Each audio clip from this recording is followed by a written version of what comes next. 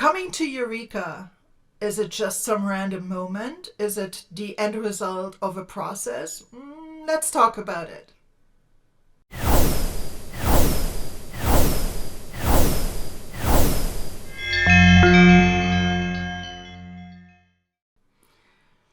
Welcome to another episode of Top You.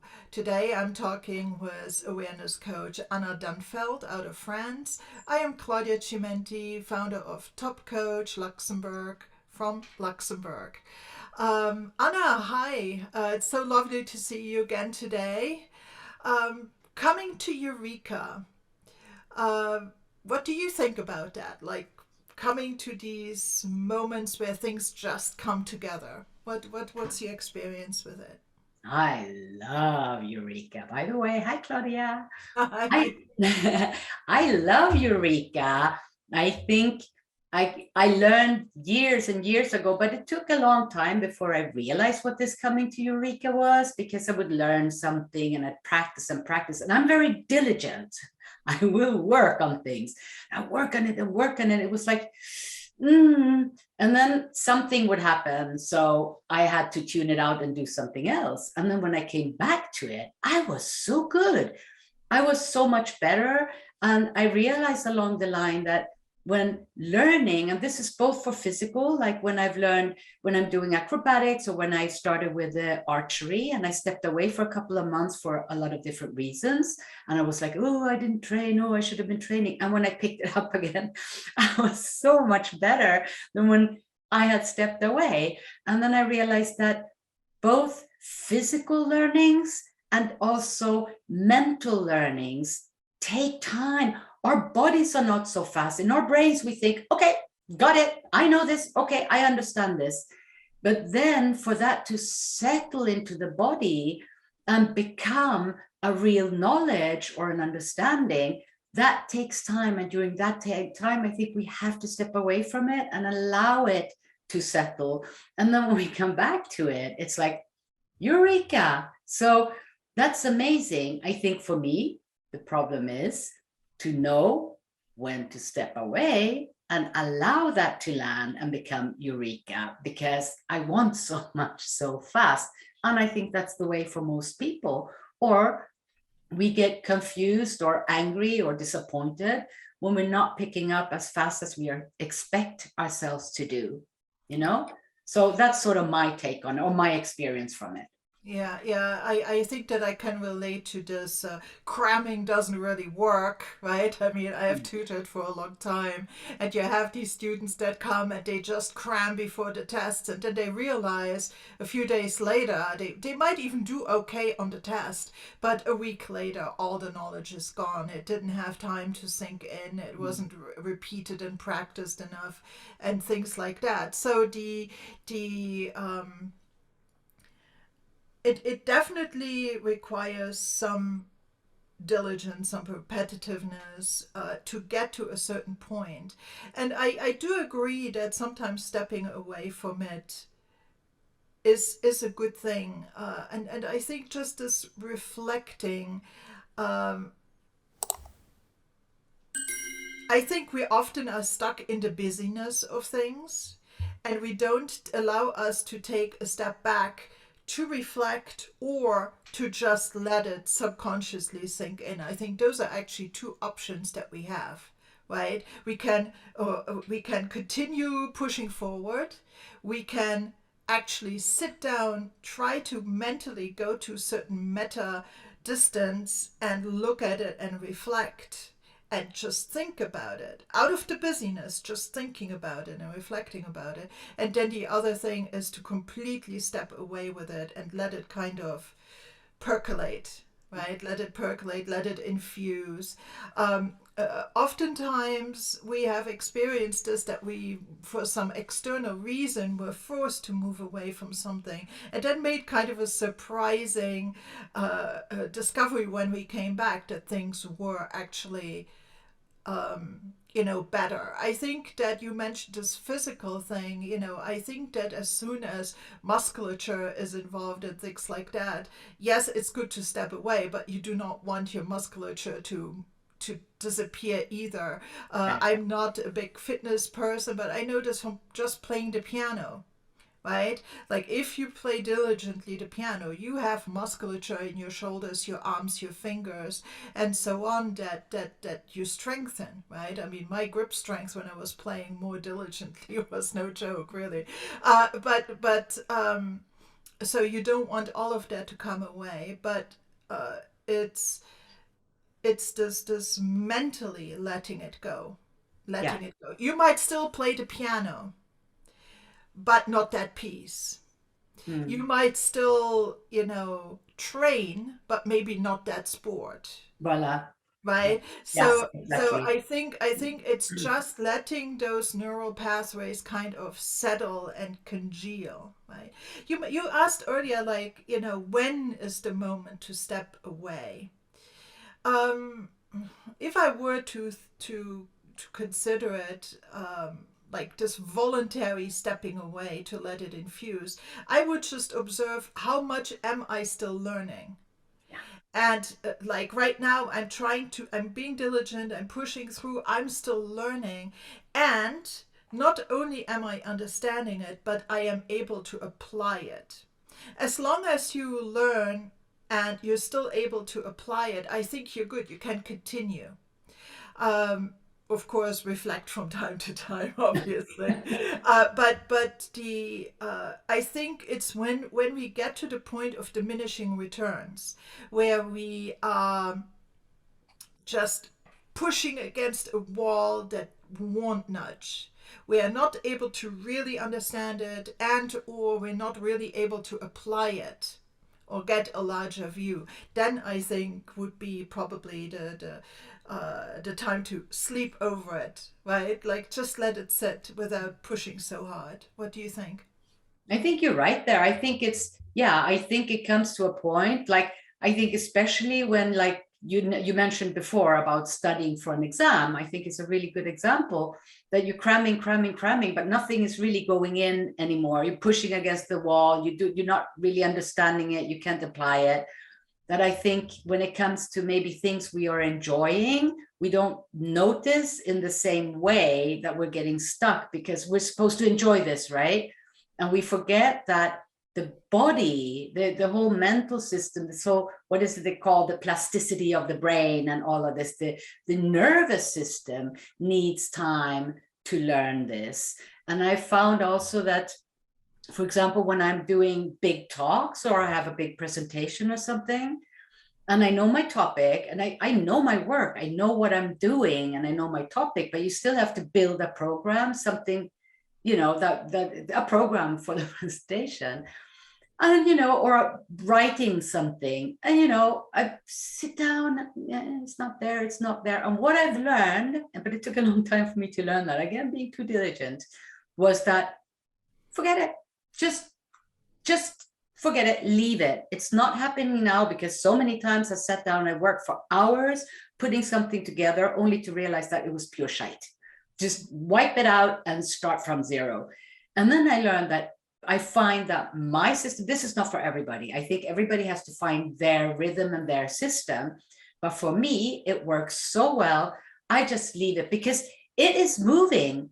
It is there in the back of my head all the time while I'm doing totally different other things. I'm like, oh, I should sit down with that thing. And then I go out and do gardening.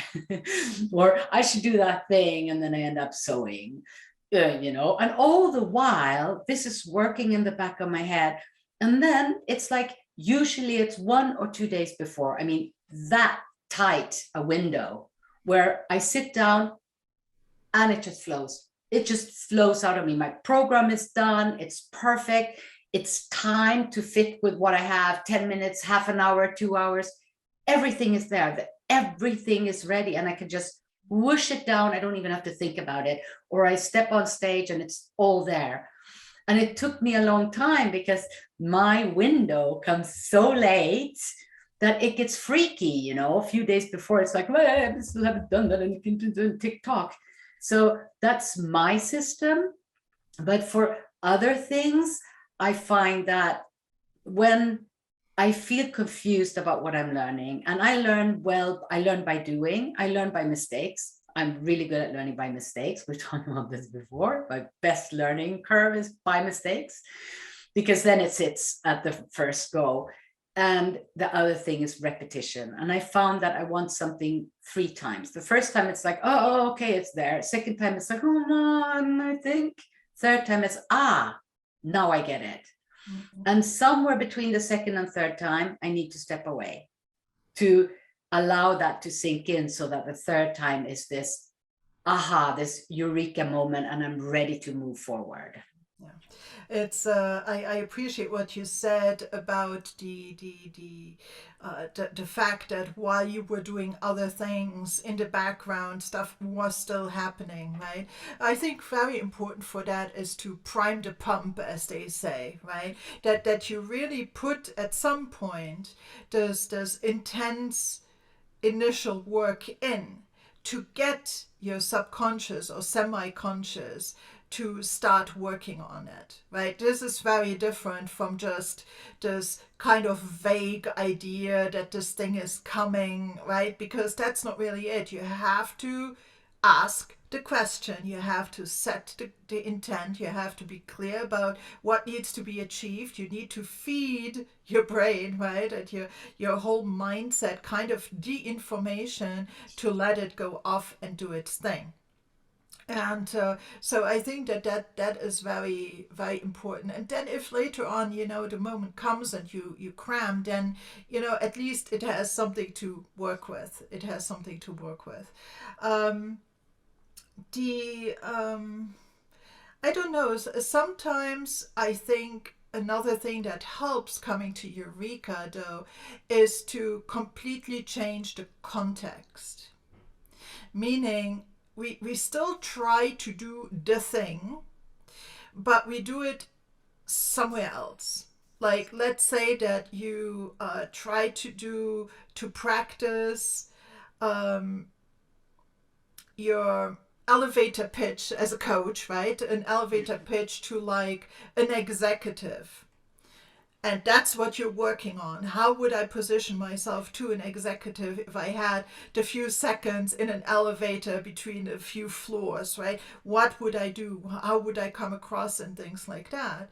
And sometimes then that's actually quite a tricky thing to do, believe it or not. Oh, And yeah. because you have to distill your message and your approach and know your target market and things like that. You have to be very, very clear, and you have to be simple enough to be understood. So it's a really tricky exercise for those that have never tried it. It's not an easy thing. But then instead of doing that, you just go and you go to a net like a neighborhood get together, a wine tasting or whatever, right? Which is absolutely not there. And people ask you, what do you do? These are not executives. These are not, but it forces you to do things on the spot and let things come up. You get prompted and you have to see how you respond. And you get prompted 15 times in an evening. So, obviously you realize what feels right, what doesn't feel right.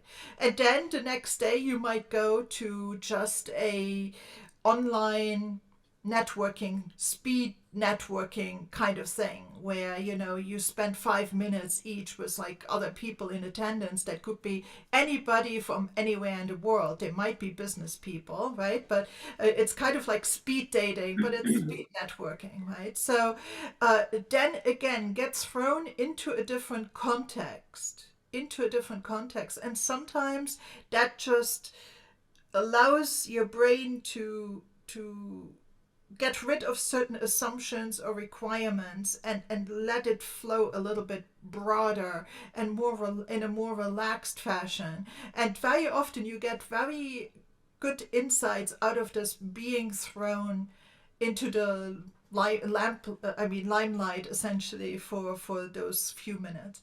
So context change, I think, is also quite helpful to shake things loose and get moving again if you're kind of stuck. Yeah, because I think we go into like the elevator pitch is a really good example, actually. For me, it's my niche message, right? Because it's tiny and it's narrow, and then it's sort of this, oh, it has to fit in there, and it has to, it's like this. So I agree with you to try it on with other people in different situations, not focus on how long did this take, what kind of words did I use, because I'm doing when I was working with my niche, it took me months and months because I was really pushing it. I have to have my niche because without my niche, I can't go any further, right? And then suddenly one day, but it was playing around in the background, and I was talking to my friends and other people. I talked to you, about, yeah, I'm doing this and I'm going in that direction. And one day I sat down and I was writing, and I like paper and pencil. I write. I have got all over the place. That's how I work, lots. And then one day I was writing down, and boom, it was there. And I hadn't even noticed that the wording changed, because I had this idea. I saw my niche, but I didn't see my elevator pitch or the niche. And when that happened, I'm like, oh my God, I know exactly in what direction I'm going. I'm just making it so difficult for me because suddenly it's so important and I have to figure it out. And this whip comes out, my big whip. And then suddenly it was just done. But it took some time, and I needed to play with it and not make it so very, very, very massively life important. And I think that's also a part of learning things or finding the eureka moment, is to play with it a little bit. And it's elastic, right?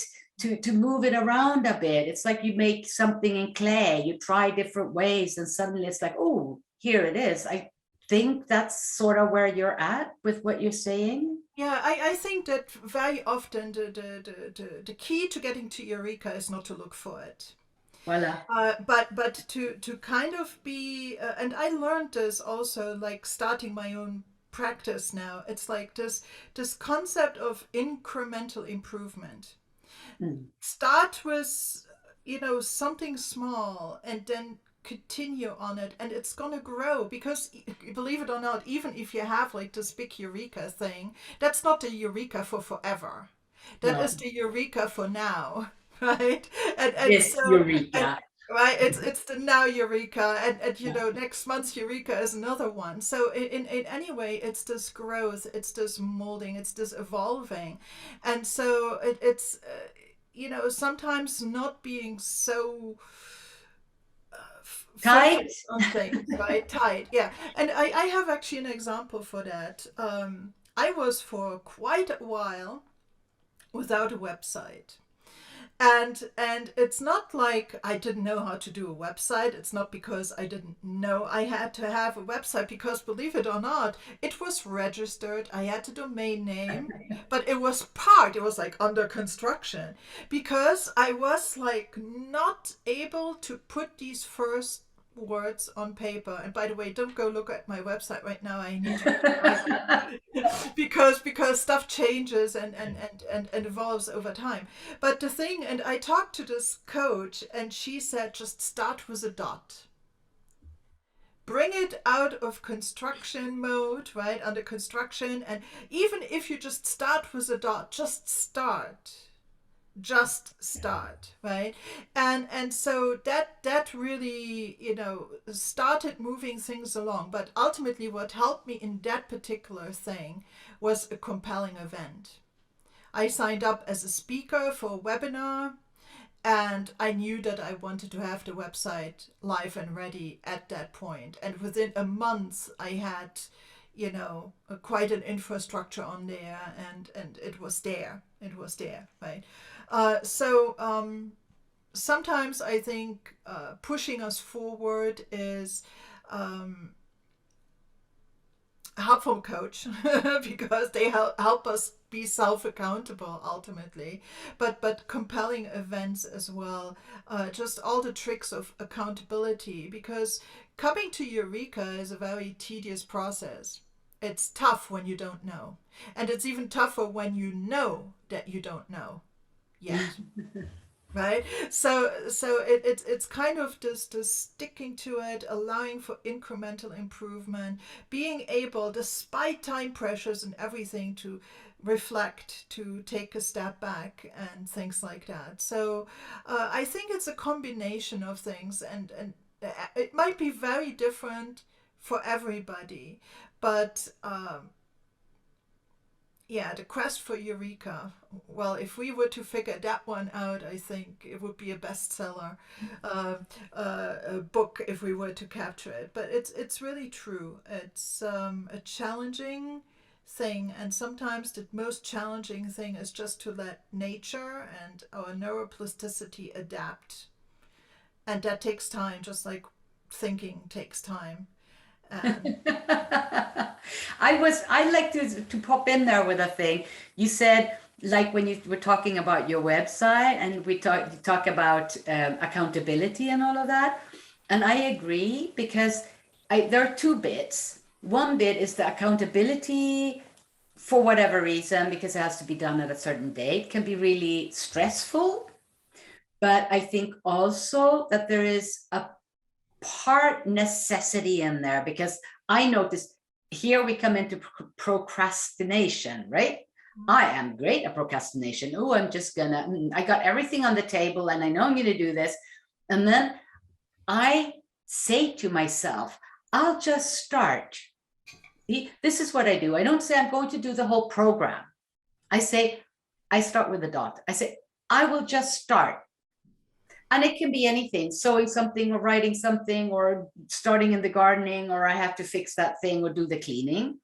I'll just start, right? So I'm giving myself the allowance not to necessarily finish it right now.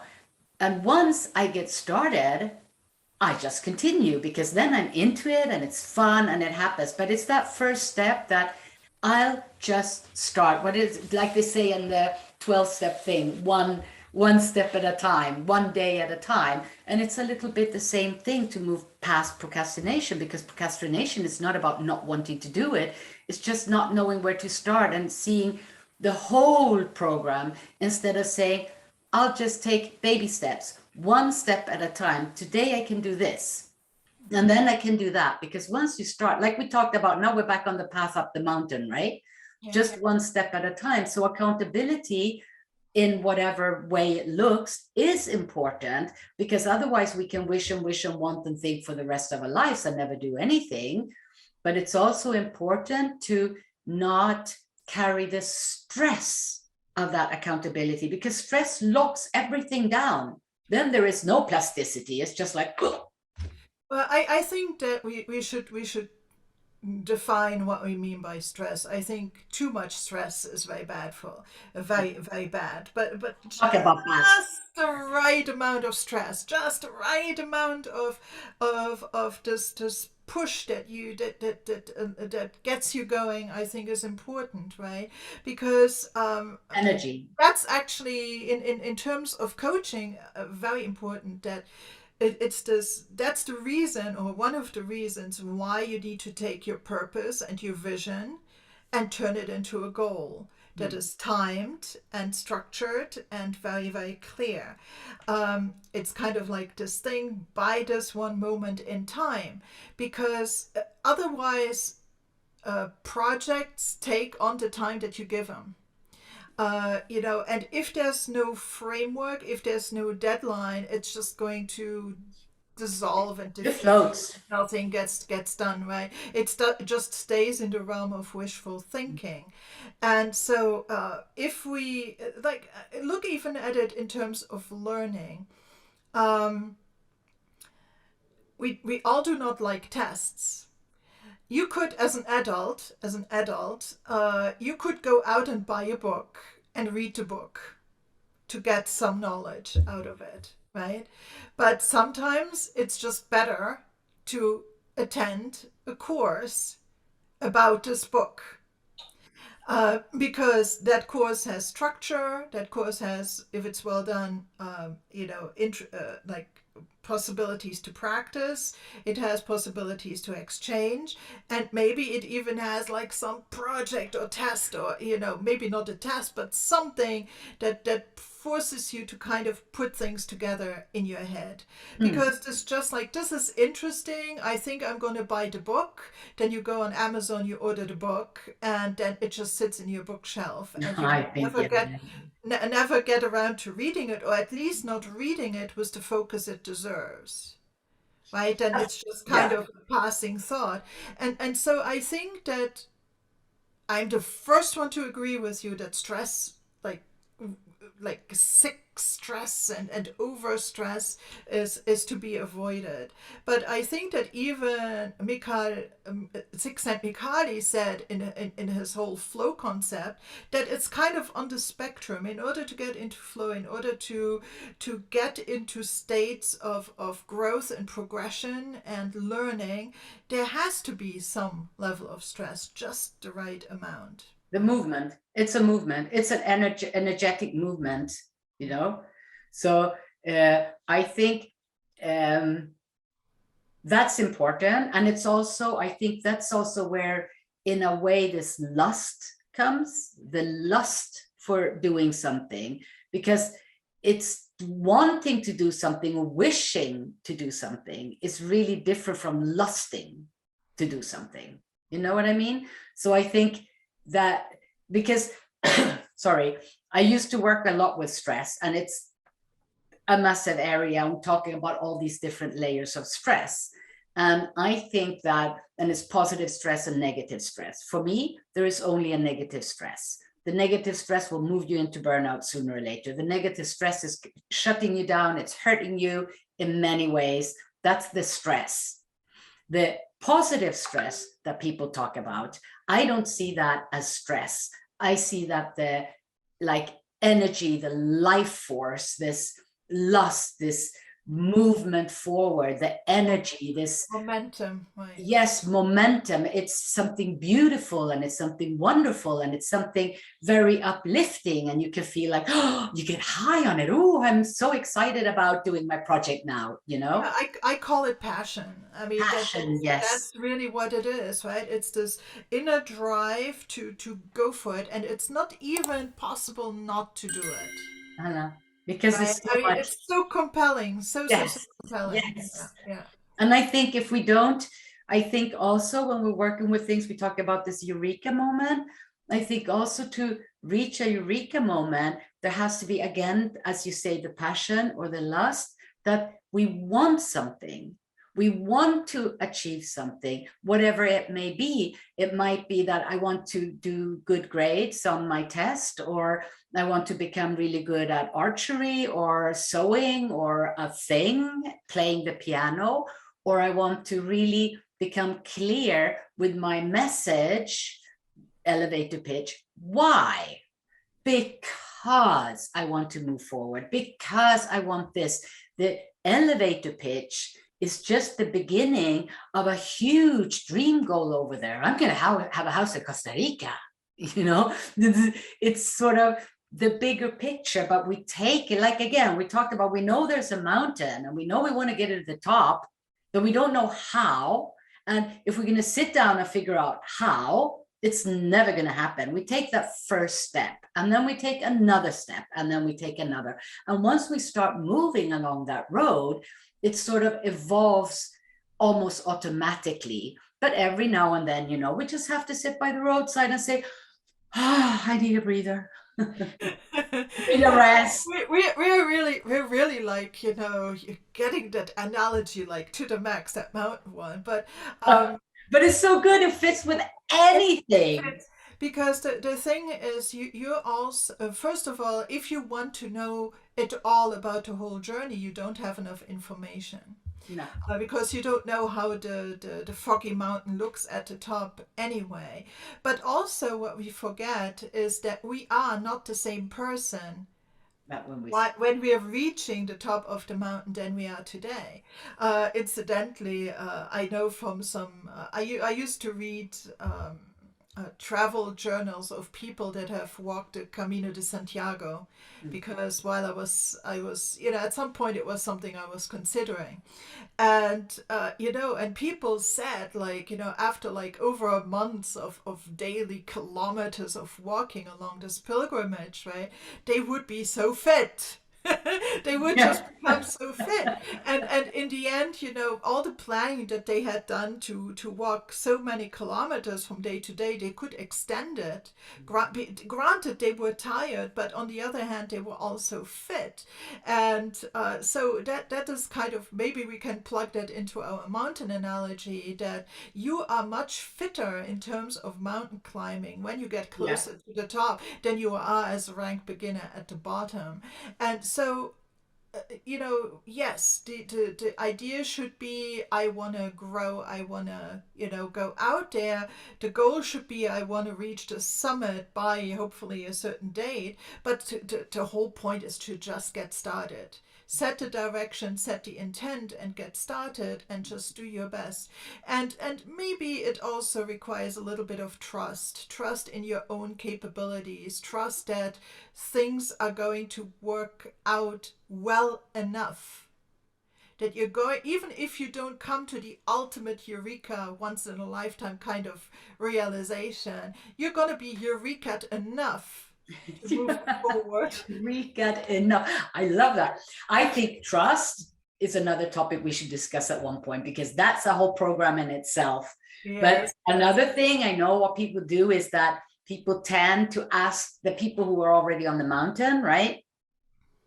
How do you get there? What did you do? And then they try to do it the same. It doesn't work like that, because we're all individuals. So we have to figure out our own path and wear our own hiking shoes and figure out, how do I do this? Because you can, of course you can follow a script from beginning to end. Like at the theater, you got a script. You're an actress, you got a script. This is what you're going to do.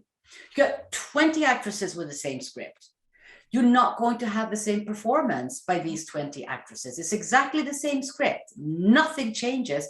It's about how you personally interpret this and extrovertize it. I just made a word, So that's also the thing, that you can get sort of a script saying that, okay, these are the steps you need to do, but how you do it, and sometimes in what order and when, is very, very, very personal. And I think a lot of people get stumped because they see other people, oh, but he did it so fast and I'm so slow, or they did it so well. And, we compare ourselves to others instead of looking at ourselves and comparing to ourselves. And I always say to, especially my kids, when they're like, I say, look over your shoulder, look where you started on this project.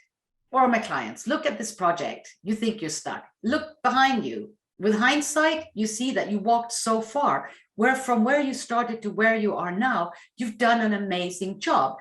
Just because you can't see forward exactly in what direction you're supposed to go right now and you feel stuck, doesn't mean that you're stuck. It's just a little pit stop along the way. Maybe you need to pee, maybe you need a glass of water, So that, I think, is important, to keep comparing to ourselves, and also to look over our shoulders and remember to congratulate ourselves on the steps we took, on whatever we did, that I actually did that. That's a huge thing. And I think we forget it. I think most people forget to congratulate themselves because we're actually told that that's ugly.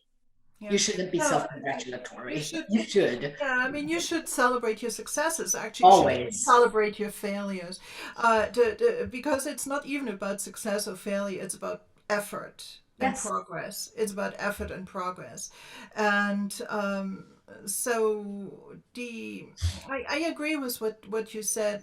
Maybe not to the point of a script, but I'm a firm believer in role modeling and looking for role models and getting inspiration from others that have walked the path.